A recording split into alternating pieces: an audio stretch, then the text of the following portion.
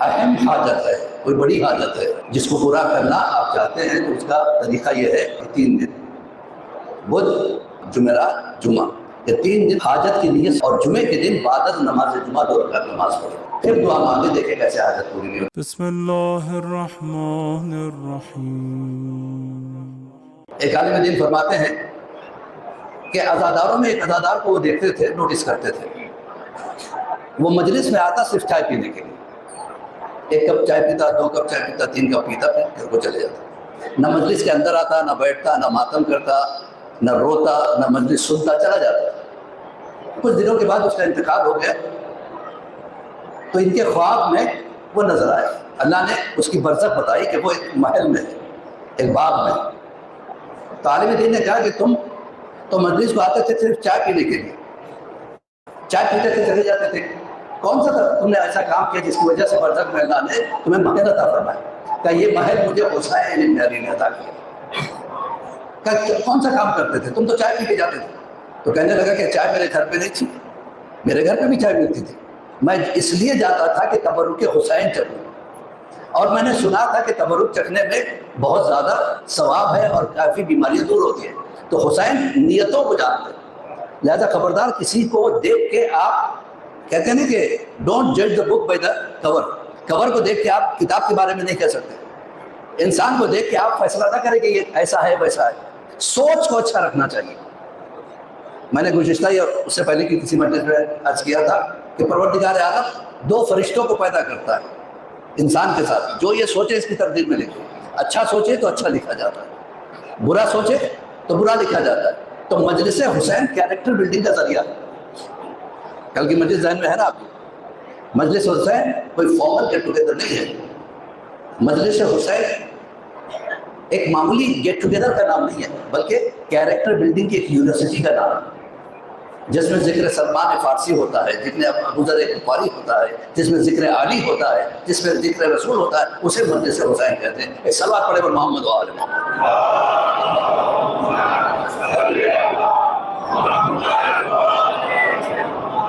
مٹی نے کیسے کیسے حکمرانوں کو کھا لیا، کہاں گیا نمرود اس کی حکومت، کہاں گیا شداد اس کی حکومت، کہاں گیا فرعون اس کی حکومت، کہاں گیا ہارون اور اس کی حکومت، کہاں گیا، بڑے بڑے بادشاہ ختم ہو گئے، مٹی نے ختم کر دیا۔ ہاں اگر باقی ہے تو حسین کا نام باقی ہے۔ آج کون سا ملک ہے جو حسین کو نہیں جانتا؟ آج کون سا ملک ہے جو عباس کو نہیں جانتا؟ اس لیے رسول اللہ نے کہا کہ زینوا مجالسکم، اپنی مجلسوں کو زینت دو بذکر علی ابن ابی طالب، علی کے ذکر سے زینت دو، اس لیے کہ لأن ذکر ذکری، ذکری ذکر اللہ و ذکر اللہ عبادہ۔ مطلب یہ ہے کہ جہاں بیٹھو، جتنے بیٹھو، علی کا ذکر چھیڑ دو۔ تو ہم سب مل کے جس کا ذکر کرتے ہیں اس کو علی کہتے ہیں، اور جہاں علی بیٹھے، حسن بیٹھے، حسین بیٹھے، اور جس کا ذکر ہوتا ہے اسے عباس کہتے ہیں۔ ایک صلوات پڑھے وہ محمد و آل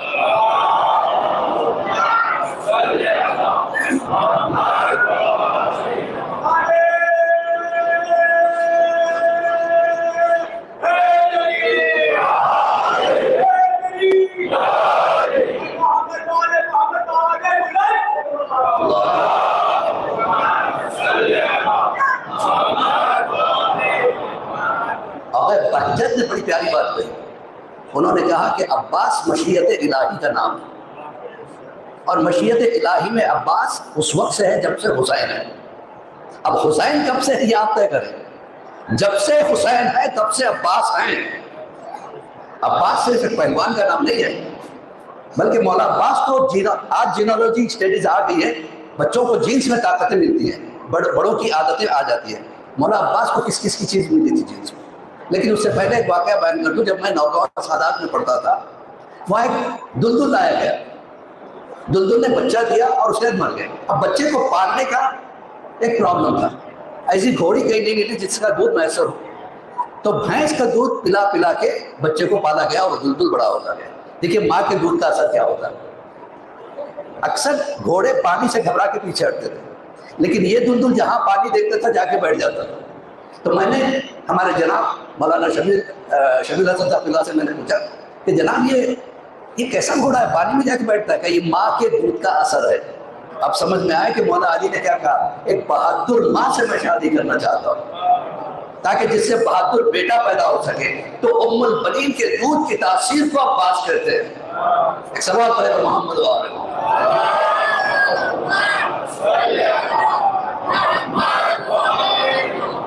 مولا یا مدد حیدری، ماشاءاللہ جزاک اللہ۔ تو ظالم محترم مولا عباس کو کس سے کیا ملا؟ مولا عباس کو علی کی طاقت ملی، مولا عباس کو جناب ابو طالب کا روب و داری ملی، جناب ہاشم کی حشمت ملی، پھر ننیال سے ماں جناب ام البنین، ان کا نام فاطمہ تھا، ان کی ماں کا نام سمامہ تھا، یعنی اونچائی کی طرف اٹھتی والی گھاس کو کہتے ہیں۔ اتنا لمبے قد کی تھی وہ، تو قد نانی سے ملا، نیزوں سے کھیلنے کی ادا نانا سے ملی، چوڑا سینہ دادا کا ملا، سارے خوبیوں کو ایک جسم میں ڈھالو تو عباس کہتے ہیں۔ عباس پنجتن کی چلتی پھرتی تصویر کا نام ہے۔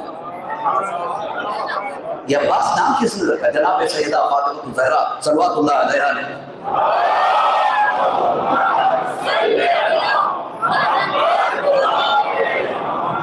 یا علی، آپ میرے بعد ایک شیر دل خاتون سے شادی کریں گے اور اس خاتون سے ایک شیر جیسا بیٹا پیدا ہوگا، اس کا نام عباس رکھنا۔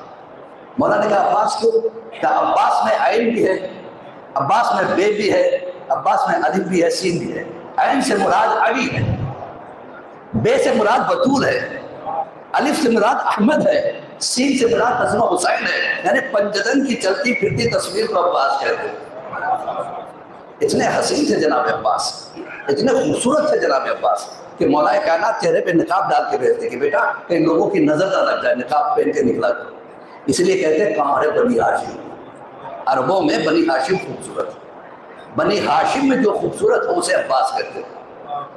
مولا عباس کوئی معمولی ہستی کا نام نہیں ہے، مولا عباس ایک عظیم ہستی کا نام ہے۔ ان کے فضیلت کے لیے یہی کہنا کافی ہے کہ جس میں جناب ام البنین شادی ہو کے مولا کائنات علی بن ابی طالب علیہ السلام کے گھر آئی۔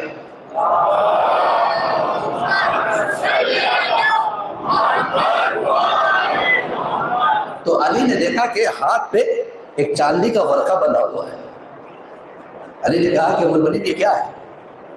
کہا کہ جب میں دنیا میں آنے والی تھی میری ماں کے تکیے کے نیچے یہ تعویذ ملی جس میں لکھا ہوا تھا اب جو بچی پیدا ہونے والی ہے اس کا نام فاطمہ رکھنا، اور یہ علی کی بیوی ہوگی اور عباس کی ماں ہوگی۔ تو مشیت پروردگار عالم میں عباس پہلے سے تھے۔ تو خالص ایک پہلوان کی یعنی نظروں سے نہ دیکھو جناب عباس کو، علم میں جناب عباس ایک دن ایک عالم دین نے سوچا بلکہ کہہ دیا کہ عباس کی شجاعت تو سب جانتے ہیں لیکن علم کے بارے میں کوئی واقعہ نہیں ملتا۔ یہ کہہ کے عالم دین جا کے سو گئے۔ خواب میں دیکھا کہ مولا عباس تشریف لائے۔ تو عالم ہے؟ کہاں مجھے لوگ عالم کہتے ہیں۔ تو نے علم کہاں سے حاصل کیا؟ کہا فلاں استاد سے۔ فلاں استاد کہاں سے؟ کہا فلاں استاد سے۔ اس نے کہاں سے علم حاصل کیا؟ کہا نہیں پتا۔ کہا تیرے 2 پیڑھیوں کے بعد تجھے پتا نہیں کہ علم کہاں سے آیا؟ سارے علوم میرے بابا کے دروازے سے نکلے اور جو علم وایا وایا وایا وایا وایا ہوتا ہوا تجھ تک آیا تو عالم بن گیا۔ میں نے علی کی زبان چوسی ہے۔ ایک سوال پڑے گا محمد و آل محمد۔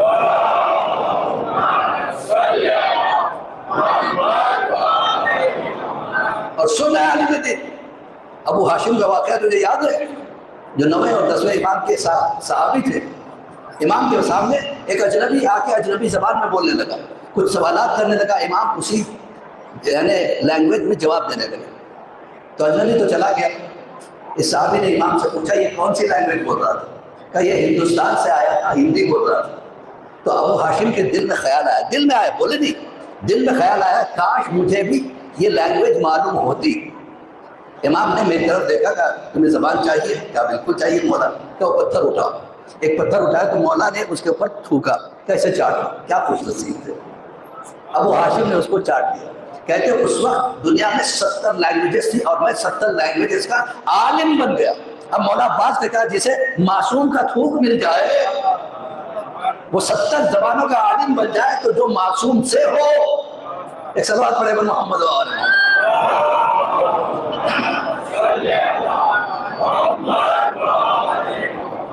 یہ ہے مولا عباس کی عظمت کہ جو مشیت خدا میں جس کا نام ہے اسے عباس کہتے ہیں، اور جس کو علی نے اپنا علم دیا زبان چسا کے، اور حسین نے جس کو زبان چسائی اسے عباس کہتے ہیں۔ کوئی معمولی ہستی کا نام نہیں، بچپنا ہے مولا عباس کا۔ مولا علی نے کہا بیٹا کہو ایک، تو عباس نے کہا ایک، کہا دو، تو خاموش ہو گئے۔ کہا کیوں؟ کہ جس زبان سے ایک کہہ دیا اس زبان سے دو کیسے کہہ سکتا ہوں؟ یعنی جس کی فکر 2 سال اور 3 سال کی عمر میں ایسی ہو جو وحدت کو سمجھا رہی ہے اسے عباس کہتے ہیں۔ ایک صلوات پڑھے محمد و آل محمد۔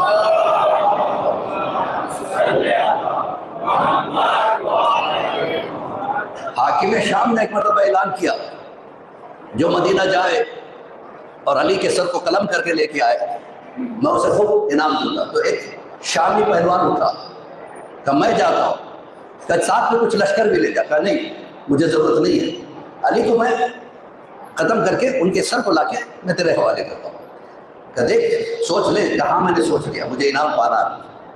اور وہ اتنا خطرناک تھا، دیوزات تھا، یعنی بہت لمبا چوڑا، اور جس طرف سے جاتا وہاں کی کھیتیاں برباد کر دیتا، وہاں کے پیڑوں کو کام کرتا چلتا تاکہ لوگوں میں ڈر پیدا ہو۔ اور یہ خبر مدینے تک آ رہی تھی کہ کوئی راکشس جیسا انسان آ رہا ہے۔ دیکھا کہ جب یہ مدینے پہنچا تو مدینے کے میدان میں بچے کھیل رہے تھے اور ایک بچہ ایک طرف کھڑا ہوا تھا۔ جیسے اس نے ایک چنگاڑ لگائی سارے بچے ڈر کے بھاگ گئے سوائے ایک بچے کے جو 5 سال کا تھا، اس کی آنکھوں میں آنکھیں ڈال کے دیکھ رہا تھا۔ تو یہ قریب گیا، تمہیں ڈر نہیں لگتا؟ تو ننھے سے بچے نے مسکرا کے کہا جو ڈر جاتے وہ ہمیں سے نہیں ہوتے، ہم وہ ہیں جو ڈرا نہیں کرتے۔ کہ اچھا بہادر خاندان کے رکھتے ہو، تم مجھے میرا کام کرو گے؟ کیا کام؟ کہ تم بتاؤ گے کہ اس وقت علی کہاں؟ کہ تجھے علی سے کیا کام؟ کہ میں ان کا سر قلم کرنے کے لیے آیا۔ یہ سننا تھا، ننھے سے بچے کے چہرے کا رنگ بدلا۔ ایک مرتبہ کہا کھڑے ہو کے اپنی جوتے کی نوک سے ایک لکیر کھینچ۔ یہ انداز میرے مولا عباس کا بچپن سے تھا۔ لکیر کھینچی اور اپنا ہاتھ بڑھایا، کہ تو میرا ہاتھ پکڑ کے اپنی طرف کھینچ لے تو میں تجھے علی تک پہنچا دوں، میں کھینچ لوں گا تو تجھے واپس جانا پڑے گا، مجھے منظور ہے۔ اس نے سوچا بچہ ہے کھینچوں گا آ جائے، کھینچنے کی کوشش کی تو لگتا ہے، وہ کہتا ہے کہ ایسے لگ رہا تھا کہ بچہ نہیں بلکہ اپنی جگہ ایک پہاڑ ہے۔ اب اس کے بعد میں نے زور لگایا، بچے نے مسکراتے ہوئے مجھے ایک جھٹکا مارا، میں ہوا میں لہرایا، میں نیچے آ رہا تھا، بچے نے ہاتھ مارا، میں پھر ہوا میں اڑا، پھر نیچے آ رہا تھا، بچے نے ہاتھ، ایسے جیسے کوئی بچہ گیند سے کھیلتا۔ ایک مرتبہ اس نے ہاتھ جوڑ دے کہا الامان، کہا مجھے چھوڑ دو۔ جب بچے نے چھوڑ دیا اس کے سینے پہ قدم رکھ کے بچے نے کہا اب کیا ارادہ ہے؟ تب بتاؤ آپ وہ جس علی کو تو ڈھونڈنے کے لیے آیا ہے، میں اس کا 5 سال کا بچہ عباس۔ تو سوچئے جس کی طاقت کا اندازہ لگائیے کہ 5 سال کی عمر میں مولا عباس کی یہ طاقت، تو جوانی کیسی ہو؟ اور جب عباس 9 سال کے ہوئے تو جناب ام البنین نے پوچھا مولا عباس کے بارے میں کیا سوچا؟ کہ سوچنا کیا ہے کہ آپ کب تک سکھاتے رہیں گے ہم، یعنی جنگ کے اصول کب تک سکھائیں گے؟ میرے عباس کہاں تک پہنچا؟ کہا کہ عباس نے پورے حرب سیکھ لیے، جنگ کیسے کرنی چاہیے، نیزہ کیسے چلانا چاہیے، تلوار کیسے چلانا چاہیے، اور بغیر ہتھیار کے کیسے لڑنا چاہیے، میں نے سب کچھ عباس کو سکھا دیا۔ 9 سال کی عمر میں عباس سپاہگری کے ماہر ہو گئے تھے۔ تو ام البنین سے مولا نے کہا لیکن ایک مرتبہ عباس کے امتحان لینا چاہتا ہوں۔ ام البنین کہتی ہے کہ عباس نے میرا دودھ پیا ہے اور آپ کا خون اس کے رگوں میں دوڑ رہا ہے، جب چاہو جہاں چاہو عباس کا امتحان کرو۔ مولا علی نے عباس کو بتایا کہ فلاں باغ میں بہت مشہور واقعہ ہے، فلاں باغ میں جانا اور وہاں پہ جا کے حفاظت کرنا، جو بھی آئے قتل کر دینا۔ مولا عباس نے کہا بابا قتل کر دو؟ کہ بالکل قتل کر دیتا۔ عباس پہنچ گئے باغ میں، عباس پہرا دے رہے، اتنے میں رات میں دیکھا کہ ایک نقاب پوش باغ میں آئے۔ آنے کے بعد ایک پیڑ کو اکھاڑ کے جڑ سے پھینک دیا۔ عباس نے کہا آنے والے چلا جا، میں علی کا بیٹا تجھ سے کہتا ہوں اگر تو نہیں گیا تو تجھے لڑنے کے لیے تیار ہونا پڑے گا، میرے بابا کا حکم ہے کہ جو آئے قتل کر دو۔ تو جناب عباس کی بات سن کے پھر بھی وہ آدمی وہ نقاب پوش گھبرایا نہیں، آگے بڑھا، دونوں نے تلوار نکال دی، اب تلوار سے تلواریں ٹکرانے لگی۔ ایسی جنگ ہوئی کہ تینوں جو دیکھا، دیکھیے اللہ راوی کیسے پیدا کرتا ہے۔ اسی باغ کے ایک طرف ایک عرب رہتا تھا، بدوی عرب، جو اس کی بیوی پہ بڑا ظلم کرتا رہتا تھا۔ رات کے اس پہر میں اپنی بیوی سے کہا کہ باغ کے دوسری طرف جانا، وہاں پہ ایک جھوپڑی ہے، اس میں کچھ کھانے کا سامان میں نے رکھا ہے، لے کے آنا، اگر دیر کرے گی تو قتل کر دوں گا۔ یہ اس کی بیوی چلی لیکن چلتے چلتے اس نے دیکھا کہ دو شیر آپس میں لڑ رہے ہیں. اس نے کبھی جنگ نہیں دیکھی تھی. پہلی مرتبہ دیکھا کہ تلوار چلائی کیسے جاتی ہے, بچا کیسے جاتا ہے, حملے کو روکا کیسے جاتا ہے, حملہ کیا کیسے جاتا ہے. دیکھنے میں محو ہوگی. اچانک شوہر کی بات یاد آئی, گھبرا کی گھر کو آئی. شوہر نے کہا کہاں لے گئی تھی؟ کہا کہ ایسے ایسے ہوا. تو کہا کہ کیا بات کرتی؟ کہ میں نے جو جنگ دیکھی ہے, اگر آپ دیکھیں گے تو پتہ چلے گا. راوی ایسے بنتے ہیں. ایک مرتبہ آ کے کہتا ہے میں نے ایسی جنگ کبھی نہیں دیکھی. ایسا لگ رہا ہے کہ دونوں کے دونوں ایک دوسرے کو ختم کرنے کے لیے ہے, لیکن دونوں میں سے کوئی ایک دوسرے کو ختم نہیں کر پا رہا. یہاں تک کہ صبح کا وقت قریب آیا تو آنے والا جاتے جاتے عباس کے ہاتھ پہ ایک ہلکی سی لکیر چھوڑ گئی, ہلکی سی خراش.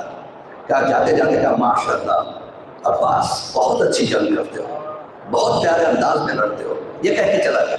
عباس نے کہا کاش مجھے جانے والا قتل کر دیتا. چھوڑتا نہیں, روتے ہوئے بیٹھ گئے یہاں تک کہ سورج نکل گیا. عباس گھر واپس نہیں آئے. جناب ام الولید سے علی نے پوچھا کہ عباس کیوں نہیں آئے؟ تو میں دیکھ کے آ گیا. اب جو باغ میں آ کر عباس رو رہے ہو. ام الولید نے کہا بیٹا کیوں رو رہے ہو؟ کہا کہ پتہ نہیں اما کون تھا وہ نقاب پوش, میں نہیں جانتا, لیکن کیا انداز تھا لڑنے کا. اتنے میں مولا علی آئے, سینے سے لگا کے ایک جملہ کہا عباس میں نے مذہب کو پچھاڑا ہے, خیبر کے در کو کھڑا ہے, لیکن خدا کی قسم علی کے ہاتھ کب کپائے نہیں تھے. عباس تیرے ہاتھ میں وہ زور تھا کہ روتے ہوئے میرے ہاتھ کانپ رہے تھے. اب سوچے 9 سال کی عمر میں جو عباس کا حملہ ایسا ہوگا تو 34 برس کا عباس کربلا میں کیسا ہوگا. تو ذات مولا جس وقت مولا عباس 13 سال کے ہوئے, صفین میں 13 سال کے تھے, اور ہر وقت مولا کائنات انہیں نقاب میں رکھتے تھے. 13 سال کے عباس کو علی نے اپنا لباس پہنایا. سوچے 13 سال کی عمر میں علی کا لباس جس پہ فٹ ہو جائے اس کے عباس کو. 13 سال کی عمر میں ایسی جوانی کہ ایک مرتبہ علی نے اپنی ابا اڑائی, اپنی قبا پہنایا, اپنا امامہ پہنایا اور چہرے پہ نقاب رکھا کر جاؤ عباس جا کے جنگ کرو. اور علی کا انداز دیکھیں یہ ہوتا تھا, اکثر لوگ جب جنگ کرتے تھے یا تو میمنہ یعنی اس طرف والے لشکر یا میسرہ پہ حملہ کرتے, قلب لشکر پہ کوئی حملہ نہیں کرتا تھا سوائے علی کے.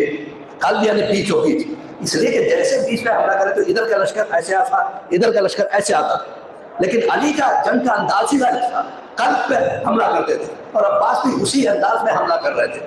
یہاں تک کہ لوگوں میں بھگدڑ مچ گئی. صفین میں سب نے کہا یہ علی ہے, یہ علی ہے. علی مسکرائے, ملک اشتر سے کہا کہ ایک گھوڑا اور ویسا ہی لاؤ جیسے عباس کے پاس ہے. ویسا ہی گھوڑا آیا, اسی انداز کا لباس پہنا, اسی انداز میں نقاب پہنا, اور پھر اس کے بعد لڑتے ہوئے عباس کے برابر میں پہنچ گئے. تو دیکھنے والوں نے کہا اب تک تو ایک علی سے ہم بھاگ رہے تھے, اب 2 علی آ گئے. سلوات پڑھے پر محمد و آل محمد.